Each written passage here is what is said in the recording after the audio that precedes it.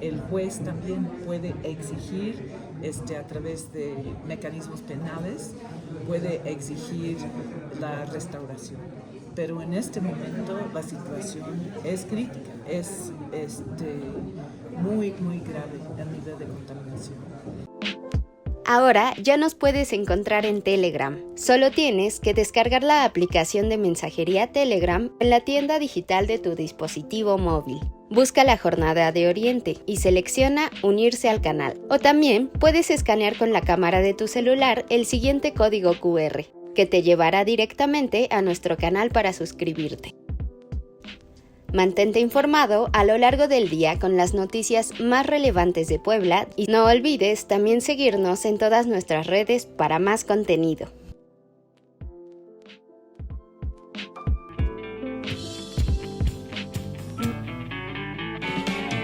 Muere el capital occidentalizado, muere el autoritarismo del Estado, perdón, me vi muy panfletario, es decir... ¿Qué tal? Buenas noches. Hoy, jueves 15 de septiembre de 2022, presentamos la emisión número 91 de Diálogos y Debates, un espacio creado para dialogar sobre temas de la actualidad regional, nacional e internacional y debatir sobre diversos temas que merecen ser puestos en tensión. Dedicamos nuestro programa el día de hoy a los héroes de la patria que hicieron de México una nación independiente, soberana y profundamente humana. A aquellos que nos enseñaron en la escuela y que conocemos sus nombres, pero también, sobre todo, a aquellos que, inspirados por estos ejemplos que nos enseñan en los libros de historia, fueron directamente al campo de batalla y ofrendaron su vida y su trabajo para poder tener una nación como la que hoy tenemos. En la sección de memoria histórica, pues vamos a hablar de Salvador Allende a 49 años del golpe de Estado en Chile, que fue auspiciado por el gobierno de Estados Unidos. Desde aquí decimos que viva Salvador Allende y el poder popular. En la segunda sección, pasamos revista a las noticias que trascienden la coyuntura. En la sección de diálogos y debates, dialogaremos en torno al informe de gobierno del presidente Andrés Manuel López Obrador, que fue presentado por él el 1 de septiembre como lo marca la ley. En nuestra sección ¿Qué ver, qué escuchar, qué leer y a dónde ir?, Lluvia nos invita a poder echarnos un taco de ojo con la serie Vallarta Cassés. Bueno, pasamos a la memoria histórica, diciendo que Salvador Allende llegó a la presidencia de Chile en 1970. Fue declarado abiertamente como socialista, él mismo se declaró como socialista y fue el primer mandatario de izquierda que llegó al poder por la vía popular a través del voto. Ya otros pueblos habían conquistado el poder apostando por el socialismo, pero lo habían hecho por la vía de las armas. La polarización en Chile, a partir de la llegada de Salvador Allende al poder, se manifestó y así dio evidencia de la profunda división de clases que pues se derivaba de siglos de explotación de la clase trabajadora. Luego del recrudecimiento de una crisis económica y el saboteo de los Estados Unidos, se materializó el golpe de Estado planeado por Kissinger y por Nixon desde Estados Unidos. Durante al menos 3 años, diversos grupos subversivos de ultraderecha fueron financiados y entrenados para la puesta en marcha del plan golpista, diseñado precisamente por Henry Kissinger.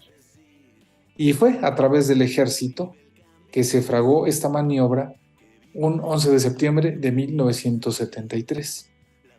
A partir de ese momento se formó la Junta Militar, que fue encabezada por Augusto Pinochet, quien de mano del Departamento de Estados Unidos lideró la dictadura en Chile. Fueron años oscuros para Chile en medio de este gobierno títere que, se implantó en Chile una dictadura que marcó una de las páginas más tristes para el pueblo chileno en un contexto en el que toda nuestra América pasaba por momentos oscuros. Finalmente cerraremos nuestra sección de Dialogando con el Arte y la Cultura en una entrevista que le hicimos a Elena Burns de Conagua hablando de la situación de la cuenca del Alto Atoyac. Quédense con nosotros los siguientes 50 minutos. Y bueno, pasamos a la siguiente sección, ya que ya revisamos la memoria histórica. Pasamos a nuestra siguiente sección en donde damos revista de las noticias que a juicio de los participantes en este programa, pues son las más importantes de la semana y que trascienden la coyuntura. Así que le quiero pedir de favor a Cori que nos cuente la noticia que tiene esta semana. Hola a todos, ¿cómo están? Pues ahora sí hay muchísimas noticias que contar. Esta semana pasada, el viernes, salieron 2 resoluciones muy importantes. Yo voy a hablar nada más de la que hizo la Suprema Corte de Justicia, en la que se declararon incompetentes para resolver sobre la prisión preventiva. Se les llevó a la Suprema Corte la necesidad de que la prisión preventiva se modifique, ya que en el estado en el que está la justicia en México, hay gente que ha estado arrestada, encarcelada, a causa de la prisión preventiva sin tener un proceso jurídico. La prisión preventiva tiene 2 modalidades. Una es para evitar que la persona pues no vuelva a aparecer. Y la segunda, que es la más importante, es por el grado del delito. Y en ese sentido, pues el grado del delito es la justificación en muchos casos de que se indicie un procedimiento en contra de un sospechoso y que no se lleve a cabo inmediatamente el juicio. Lo que ha sucedido y que estamos viendo que es muy común ahora es que hay gente que lleva años sin juicio. La prisión preventiva, el código dice que en 2 meses, si estás encarcelado con prisión preventiva y no te han iniciado un proceso, te tienen que dejar salir, aunque ese siga el proceso. Esta situación de la Suprema Corte en la que ellos dicen, bueno, eso es inconstitucional, es inconstitucional en contra del artículo 14 que dice que no te pueden empezar un juicio, o más bien que te deben empezar un juicio después de 72 horas. Ellos quieren que se cambie eso, pero ellos no lo pueden cambiar, lo tiene que hacer el legislativo y esa fue la resolución a la que se llegó el viernes, afortunadamente, porque aquí era un asunto de invasión de atribuciones muy grave en la que la Corte puede decidir sobre una ley que sea constitucional o no, pero no puede decidir sobre la propia Constitución. Eso le corresponde solamente al Congreso y creo que hubo un avance en eso. Es cuanto. Gracias, Cori. Sin duda este es un tema que se merecería todo un debate en la sección, pero pues muchas gracias por anticiparnos. Ojalá después podamos hincarle el diente de una forma más profunda. Marco, ¿qué nos dices? Gracias, Víctor. Buenas noches a todas y todos quienes nos ven y nos escuchan en este día tan importante como es el 15 de septiembre. Bueno, yo tengo una nota que tiene que ver con algunos sucesos que empezaron a darse los 3 días pasados de esta semana y que se tuvo una visita, lo informó el presidente López Obrador, una visita del secretario de Estado, Antony Blinken, y que tuvieron una reunión muy cordial. En esa visita se desahogaron sin ningún reproche del visitante, o amagos, o imposiciones, o sanciones. Todo lo contrario, en realidad coincidieron en que las diferencias en el sector energético se resuelvan a través del diálogo en cada uno de sus casos y acordaron que efectivamente los problemas particulares no pueden definir la política energética nacional. Y sobre todo esto porque la derecha en México impulsó toda una serie de comentarios mediante las redes en el sentido de que ahora sí, ahí vienen los gringos, te van a castigar y te van a fastidiar y te van a hacer consultas en materia de tratado comercial y obviamente lo que buscaban es que se generaran una serie de contradicciones. Pero todas esas controversias fueron resueltas. En la conferencia del martes, Andrés Manuel destacó que fue un encuentro respetuoso y que ambos convinieron impulsar una mayor colaboración para consolidar la región de América del Norte. Entonces, por lo tanto, pues esa derecha que impulsaba ese tipo de formas y mecanismos se volvió a quedar, como siempre lo he dicho, las ganas, así como esas cosas que quisieran que dos personajes se estuviesen peleando ante los medios de comunicación. Y el origen de estas consultas, obviamente, como ya la señalé, las manifestó, dice el presidente, el sector conservador. Y pues no sorprendió a quienes en el documento que emitieron se plantearon ese tipo de situaciones y todo quedó perfectamente aclarado. Entonces, esa es la nota que yo tengo y por lo tanto, otra vez, datos se quedaron las derechas en querer hacer pelear nuevamente Estados Unidos con México o México. Esa es la nota, Víctor, gracias. Gracias, Marcos. Sí, también muy interesante. Fue un tema que abordó el presidente en la conferencia mañanera del día de ayer, si no me falla la memoria. Y pues sí, como dices, les falló otra vez, se les desvió el tiro. Yo les quiero comentar que el día de ayer se aprobó por mayoría en la Cámara de Diputados el mantener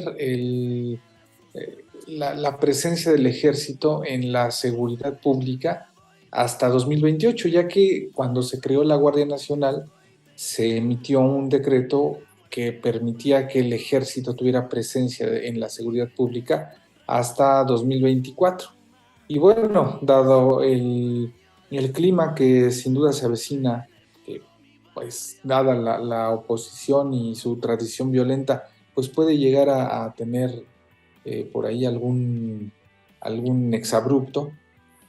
Y además de que, bueno, se necesita en México un blindaje, porque pues, dejaron un país bastante destrozado, los de la derecha, se extiende la intervención del ejército en la seguridad pública hasta el 28. La propuesta del PRI inicialmente era que se extendiera hasta 2029, pero nuevamente el tema electoral ahí intervino porque se terminaba justo en el inicio de las precampañas para la elección de 2030, así que decidieron recorrerlo un año más hacia acá para que se quedara a 2028 y bueno, poder hacer las adecuaciones que fueran necesarias de acuerdo a la evolución del plan de seguridad que esperemos que tenga continuidad y se vayan definiendo de una forma más clara.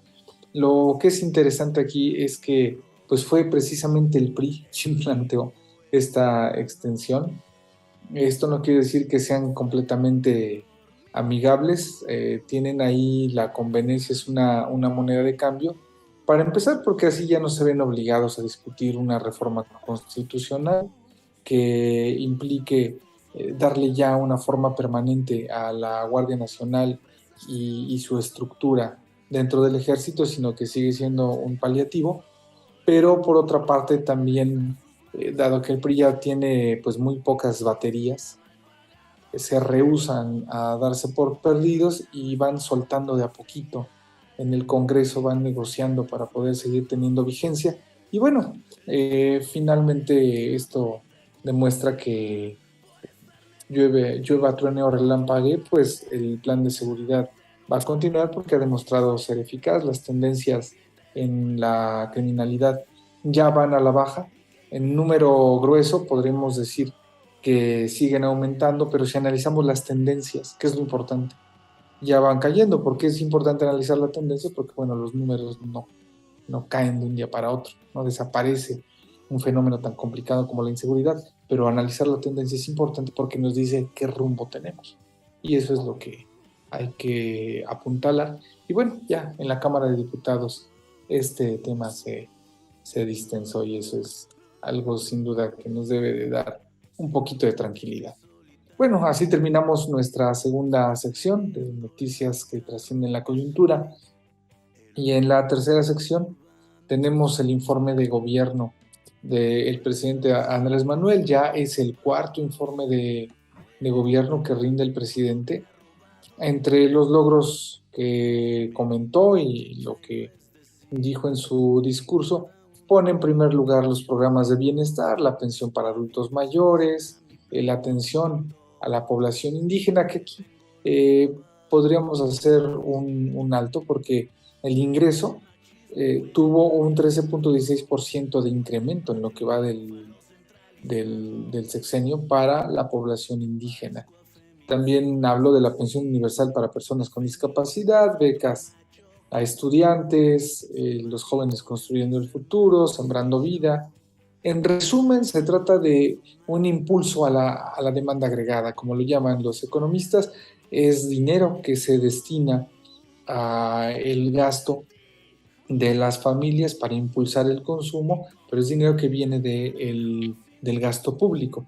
Esto es criticado por la derecha porque asumen que darle dinero a la gente sin que trabaje, como suponen ellos, genera problemas de improductividad en la economía, lo cual, de acuerdo a la evidencia estadística, no está del todo sustentado, debido a que lo que sí está comprobado es que cuando se dan impulsos en la demanda, es decir, cuando se le da dinero a la gente que tiene necesidad, lo que hace de manera inmediata es gastar ese dinero y provocando que haya un incremento o haya una respuesta de parte de los productores, incrementando la producción y así haciendo crecer la economía. Esta es la fórmula que está aplicando el presidente, es una fórmula que ha sido probada principalmente en Estados Unidos después de la gran recesión del 29, y si hacemos un análisis, pues Estados Unidos estrictamente nunca ha dejado de ser keynesiano, siempre le están apostando a reactivar su economía. Si no es economía de guerra, tienen otros lugares donde meter la lana, pero principalmente ellos lo hacen a través de la guerra. Afortunadamente nosotros no tenemos que incurrir en este tipo de crímenes de lesa humanidad. Hay mucho que construir en México y eso es lo que está apuntalando el proyecto del presidente Andrés Manuel a través de una política keynesiana. A manera de introducción es lo que planteo y me gustaría preguntar a los compañeros, ¿ustedes qué piensan acerca de este tema? ¿Consideran que el momento en el que vivimos nos sitúa en lo que algunos lo resumen como una frase, es un mal momento, en buenas manos, o tendrían alguna opinión un poquito distinta? Marco, ¿qué nos cuentas? Bueno, gracias, Víctor. Mira, yo creo que pocas veces los que nos interesa escuchar un informe de gobierno, pocas veces uno se siente regocijado. Esa es la palabra para mí. ¿Por qué? Porque 4 años de transformación se dice muy poco, se dice rápido, pero pues en realidad ha sido un trabajo fenomenal, muy grande sobre todo, y que se sintetiza en algo que señalaba incluso el propio presidente, en el sentido de que finalmente se acerca el fin del dominio oligárquico y se amplía la existencia de una democracia cuya prioridad son las personas más desfavorecidas en el país. El resumen de todos y cada uno de los puntos en este sentido nos da una idea de que efectivamente ahora estamos en buenas manos sin más. Y pueden hacerse críticas y decir y hacer, y en fin, en cada uno de los temas, como tú lo señalas, que luego a veces en las pláticas, luego a veces de los vecinos dicen, no, pero ¿cómo le están dando dinero a los vagos? O le están dando dinero a las personas que ya no producen. Unas contradicciones increíbles en este sentido. Tiene que ver con algo que yo quisiera señalar, que yo creo que dentro del informe faltaron algunos aspectos, faltaron tocar algunos aspectos que tienen que ver con la batalla mediática que hay en contra de los proyectos del gobierno de Andrés Manuel López Obrador, nuestro presidente, y la batalla que el propio presidente está dando día con día en las mañaneras en este sentido. No solamente es una batalla de tipo mediático, es una batalla que día con día se van haciendo precisiones con respecto a los ataques que hacen los diferentes medios en este país, como son los periódicos, la radio, las redes sociales, etcétera, los comunicadores y los más irresponsables intelectuales de la derecha que buscan la manera de cómo seguir haciendo, querer profundizar una discordia. En realidad, a mí me parece que eso faltó. Y yo lo digo por una situación que se ha suscitado en las semanas anteriores, recientes. Un acontecimiento de intento de asesinato a la vicepresidenta Cristina Kirchner, ¿sí? Y un problema de elección en Chile, donde no se pudo votar la nueva que había acordado una convención nacional. Y esto fue motivado sobre todo por este tipo de derechas que a nivel nacional y a nivel internacional funcionan con este tipo de guerra mediática y que aquí la tenemos, lo acaban de señalar en algunos de los puntos ahora en ese sentido de que no solamente es la guerra mediática, sino también es una guerra de tipo judicial, ¿sí?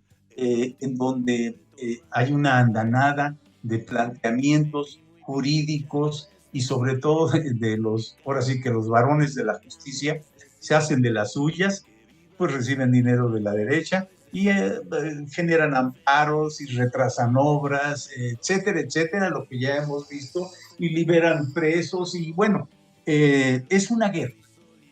Pero en este sentido yo creo que en el marco del informe, yo creo que al presidente le faltó decir, es innecesario e importante convocarnos, sentarnos el conjunto de la ciudadanía y gobierno para discutir esta política que están desarrollando y que tiene mucha fuerza la derecha en los medios en los cuales incluso han estado provocando, no solamente en los países del sur, puesto que ven que la derecha internacional ve que pierde, ve el triunfo en puerta de Lula da Silva en Brasil y bueno, obviamente Argentina, Chile, Brasil y casi todos los países de Latinoamérica, incluyendo México, tienen ahora gobiernos progresistas.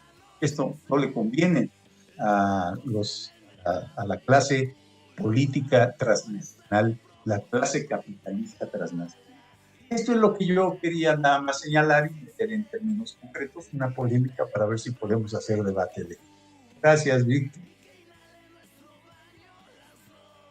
Bueno, de repente cuando los hechos son tan evidentes es un poquito más complicado debatir, pero a ver qué nos dice Cori. Sí, como dijo Esbeza el otro día, nos cuesta trabajo cuando todos pensamos muy parecido. Yo quisiera apuntalar los dichos de Andrés Manuel. Hay que, analizando el informe en general, primero fue un informe que se da en un patio del Palacio Nacional. Nunca había pasado eso. Luego, es un informe cortísimo. Duró 50 minutos o menos.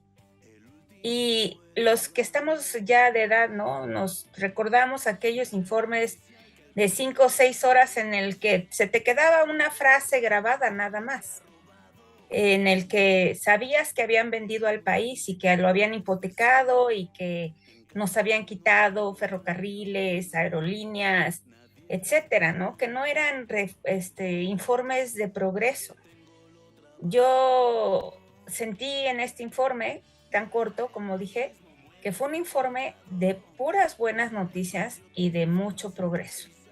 Habló de todas las obras que se están llevando a cabo, habló, como bien dices, yo creo que es un gran acierto, todos los fondos que se reparten en la base de la pirámide económica, porque estos se quedan allá abajo, esos producen.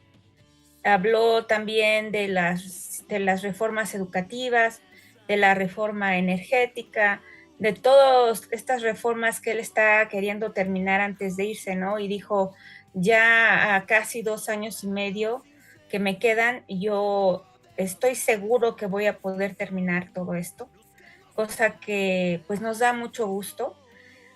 Pero algo que a mí me llamó mucho la atención, aparte de las frases que ahorita voy a mencionar, lo que se ha hecho con la clase más pobre de México, con los indígenas, con los pueblos originarios. Andrés Manuel habló de que se han hecho más consultas ciudadanas a ellos que en todas las demás partes. Hoy por hoy, cada familia recibe casi el 90% de México, cada familia recibe por lo menos un apoyo, pero los indígenas, sobre todo en Oaxaca, reciben 3 apoyos. En la península reciben 2 apoyos por lo menos, y en el istmo de Tehuantepec también reciben de 2 a 3 apoyos sociales. Yo creo que eso tiene que ser lo que detone el progreso, la esperanza en es la gran diferencia de los sexenios pasados, ¿no? Porque nos decían, vamos a hacer una refinería y ¿dónde está la refinería? Vamos a hacer un aeropuerto y ¿dónde está el aeropuerto? Ahorita todo es factible, palpable, lo estamos viendo. Y lo más bonito que creo que dijo fue que México está recuperando su prestigio en el mundo.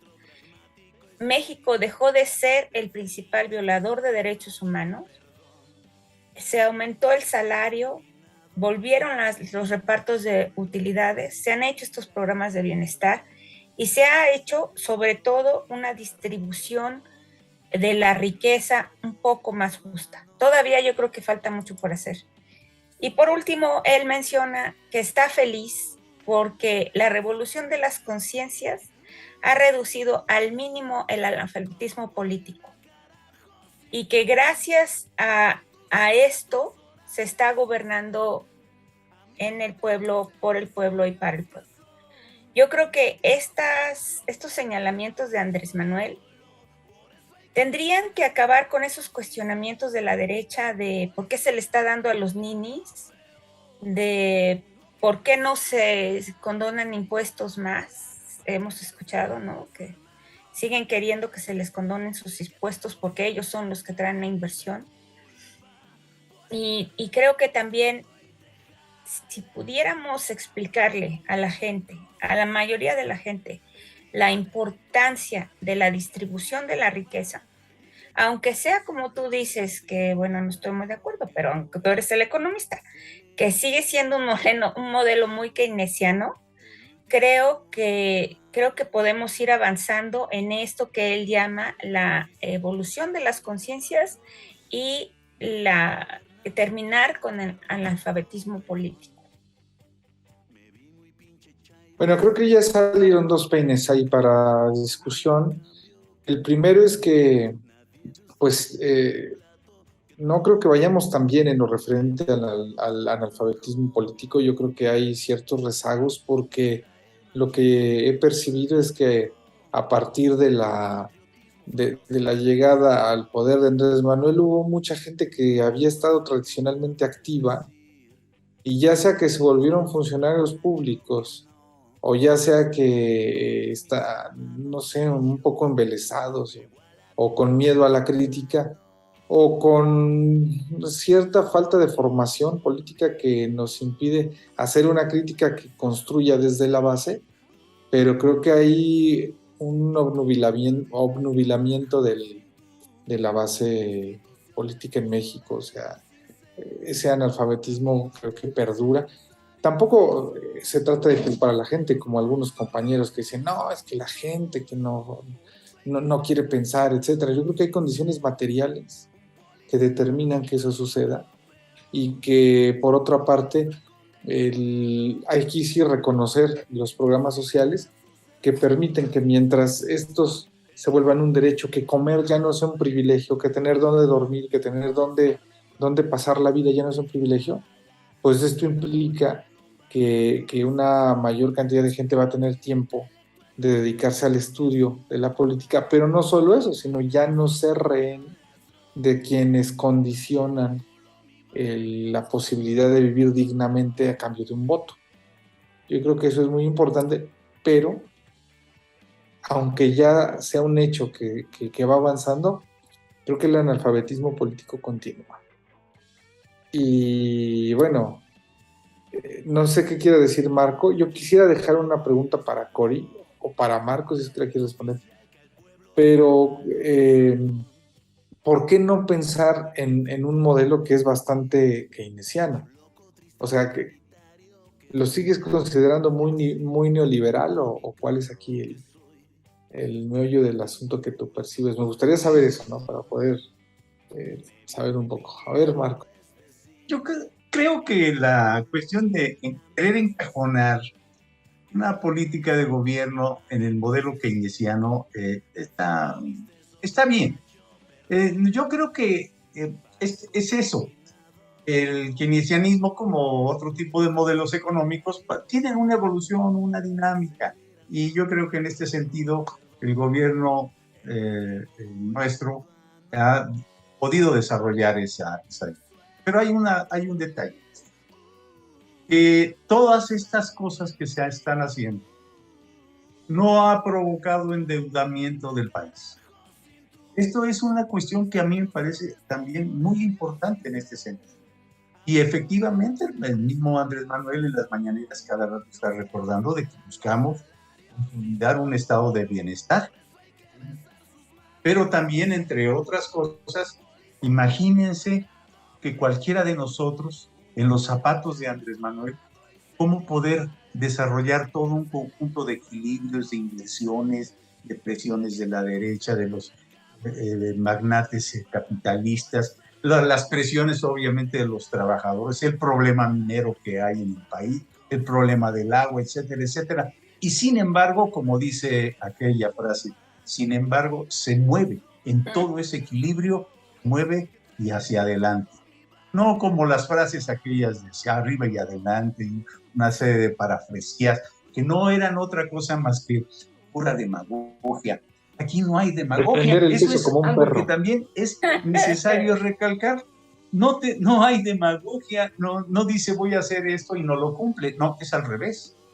Aquí es por eso, porque dice voy a hacer esto y lo cumple en tiempo y en forma. Y sí, ahí van avanzando las grandes obras, obviamente, de la 4T, y yo creo que va a terminar en esta dinámica, va a terminar Andrés Manuel una muy buena gestión y vamos a efectivamente tener un gran recuerdo. Ya en 4 años de gestión, yo repito, y de transformaciones importantes, ya está en nuestra memoria histórica estas cuestiones. Nada más quería decir eso. Pues sí. Y Cori, me interesa la respuesta, a ver. Yo creo que sí ha sido muy difícil esta transición hacia el progresismo, hacia un sistema económico menos neoliberal, porque también lo ha mencionado él, no podemos sustraernos de nuestro primer socio capitalista, ¿no? Que sigue siendo el neoliberal más neoliberal del planeta. Yo creo que la intención de esta dispersión de fondos no precisamente es el consumismo. Sin embargo, y lo hemos visto en algunos memes y cosas así, en que la derecha dice, es que les están dando ese dinero para que se compren un iPhone, ¿no? O es que se gastan el dinero en cerveza. No alcanza. Exacto, o sea, ese concepto de que nosotros tenemos que comprar con ese dinero que nos están dando, o que los chicos, o que las mamás solteras, o que la gente mayor necesita consumir, es un concepto muy neoliberal. Y yo creo que esa no es la intención. Yo no sé tú qué opines, pero yo creo que la intención es que se cubra por lo menos la necesidad más básica. Y a veces la necesidad más básica es un teléfono celular inteligente. Entonces, ahí esa transición económica, hasta para los mismos economistas les va a costar trabajo ver por dónde vamos que no sea el capitalismo común y corriente. Tenemos que ir hacia una ayuda más social y eso es lo que se trata estos programas. Sin embargo, pues esa ayuda más social también se va a ocupar en asuntos, pues, del capitalismo puro, natural, actual, en el mundo, ¿no? De consumir la importación y la exportación, que por cierto, pues tenemos un superávit, cosa que también dice mucho de lo que está haciendo México en cuanto a ese tipo de gasto. Entonces, para mí sigue siendo este keynesianismo del que te refieres, pues para mí sigue siendo inaceptable. Tenemos que cambiar ese modelo a como dé lugar, porque si no, pues siempre vamos a estar en las mismas. ¿O cómo ves tú? No, bueno, el keynesianismo abreva, Keynes o Keynes era un casi fanático de los clásicos y de Balras y de todas estas Smith. escuelas. Sí, yo luego, cuando planteo el modelo clásico y el más clásico bueno, el principio de los neoclásicos, porque si nos vamos a clásico, pues hasta Ricardo y ya y con Smith, el propio Marx es un clásico. Pero hablando de los neoclásicos o de los marginalistas, ¿no? Balras, lo entiendo más como una respuesta política a lo que planteaba Marx. Marx, y aquí lo que están haciendo es lo están explotando y la forma más viable de explicar lo que sucede en la economía es a través de la explotación. Y lo que está mal no es un modelito, sino un sistema completo. Así es. Con lo cual yo concuerdo. Sin embargo, bueno, no podemos pedirle peras al olmo. La revolución se dice que es revolución de las conciencias.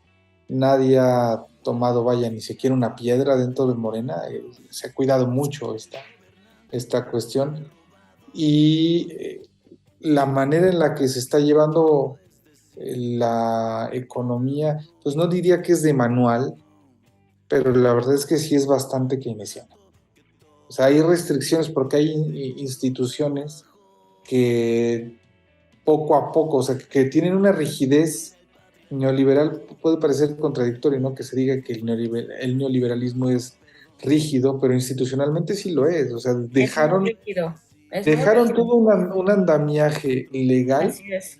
Para que el mercado quede protegido y la población siga en estado de indefensión.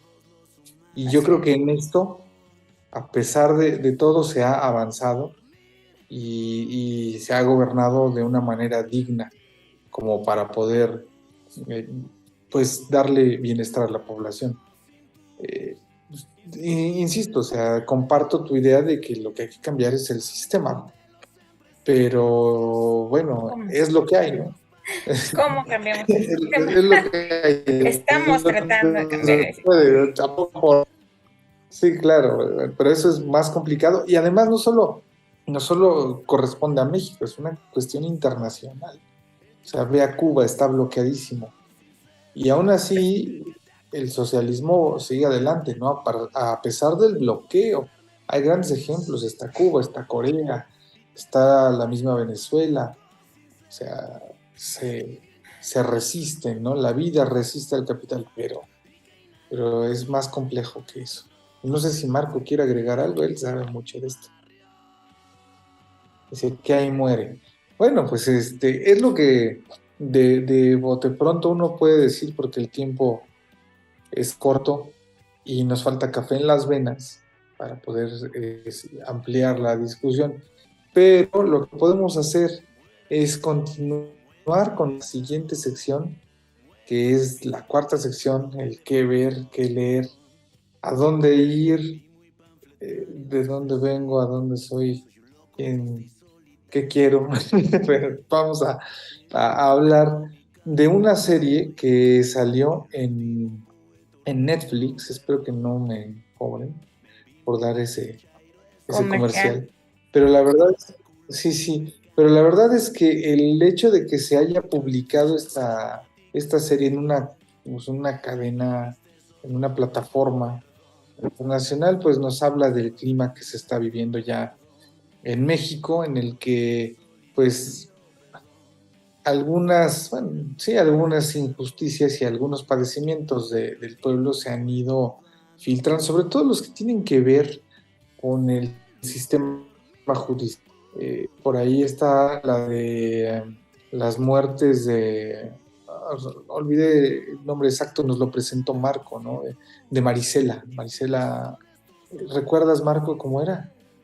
Las dos muertes bueno, ahí, pero el caso de ella es con Florence Cassé, que ella tuvo un acercamiento amoroso, era novia de Israel Vallarta, que según lo que plantea la investigación que se pone en Netflix, pues tuvo por ahí, y no estoy haciendo spoiler, porque bueno, esto es algo que se ha ventilado ya en medios y en el ámbito periodístico, pero había un conflicto ahí de intereses con una persona de la comunidad judía y que se caracterizaba por tener influencias muy grandes en el gobierno, sobre todo de Felipe Calderón, a través del delincuente Genaro García Luna, preso de Estados Unidos.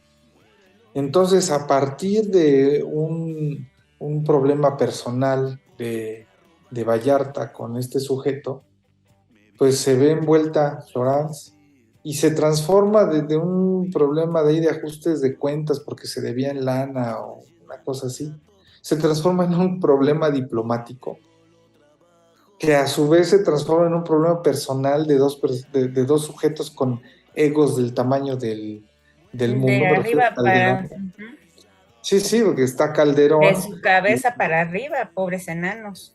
Sí, sí, ambos.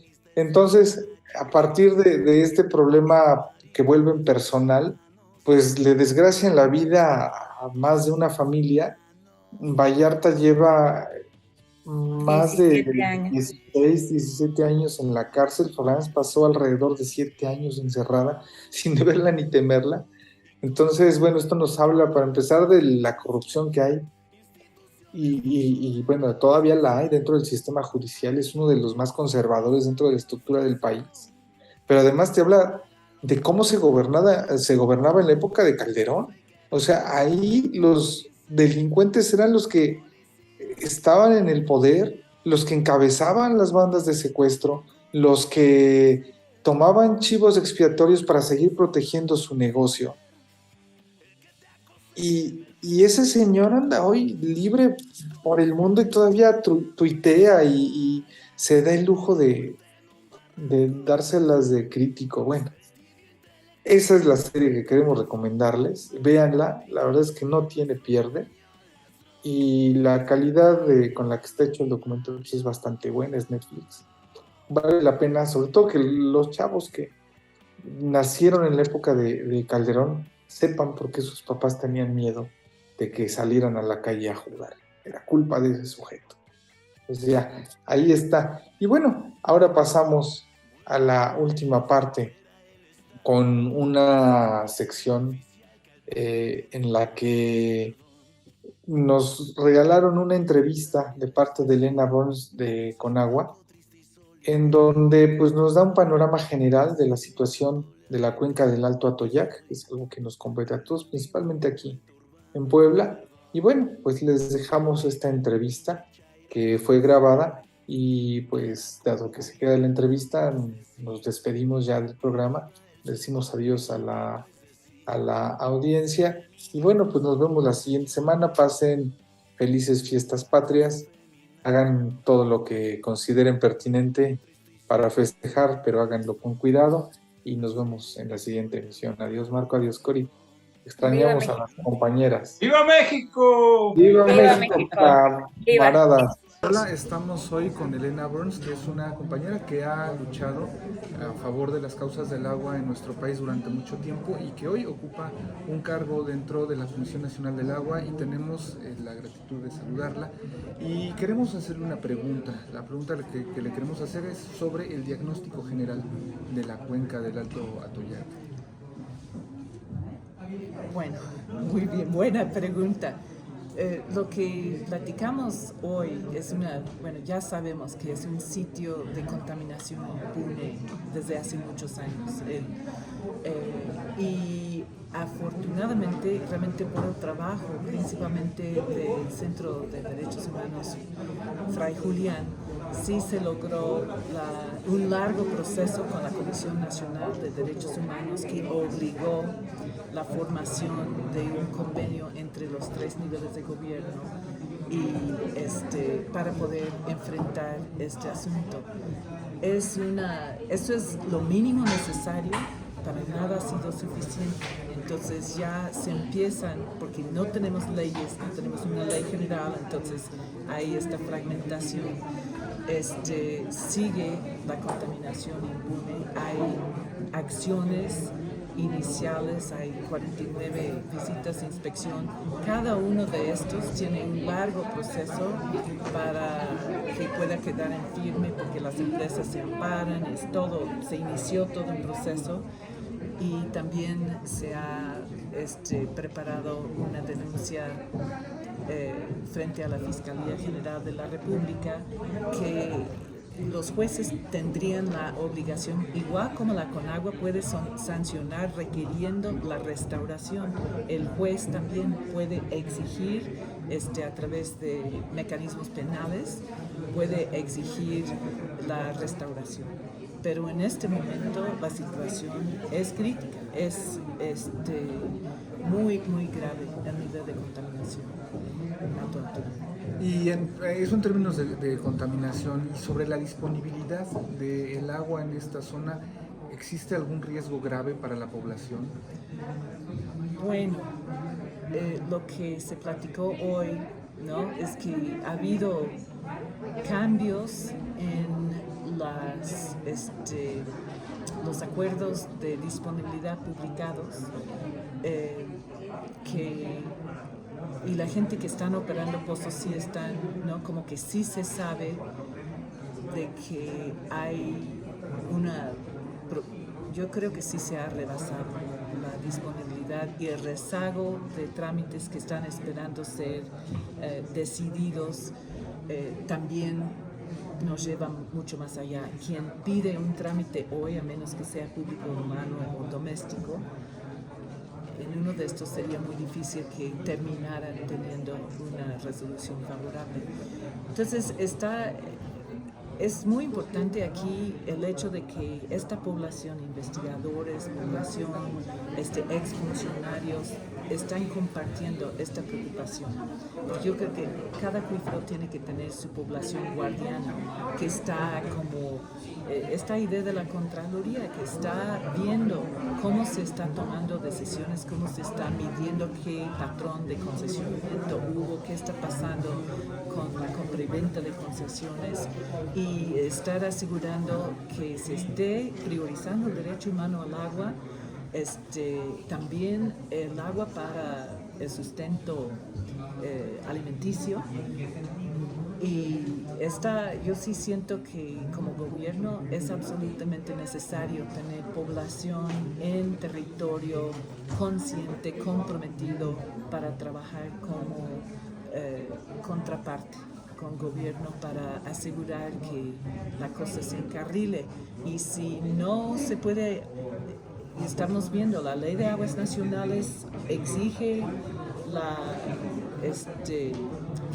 otorgamiento de concesiones hasta acabar con la disponibilidad, y de allí puede haber entre el mercado del agua.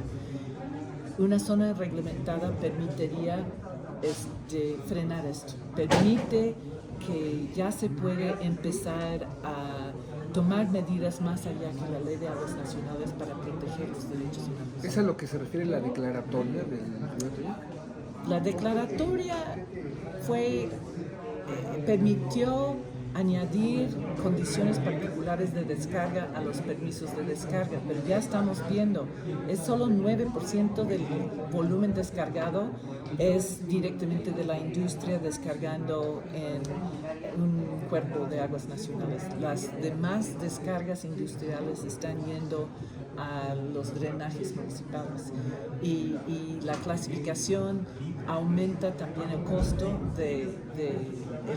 del permiso de descarga, pero la zona reglamentada, más bien, la clasificación tiene que ver con las descargas, la zona reglamentada tiene que ver con las concesiones. Y eso es lo que... Y respecto a las descargas, ¿hay algún tipo de rezago o esto es un dato ya basado en inspecciones de campo? Porque sin duda debe haber por ahí pues descargas clandestinas, sí, que no están reguladas. ¿Ese 9% ya incluye un estimado de las descargas clandestinas o hay que hacer una inspección física?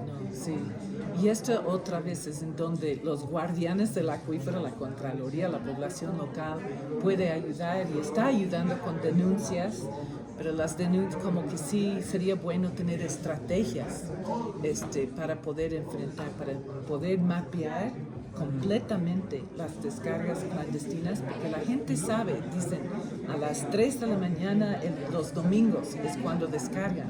Puede ir un inspector a las 10 de la mañana, no hay nada, ¿no?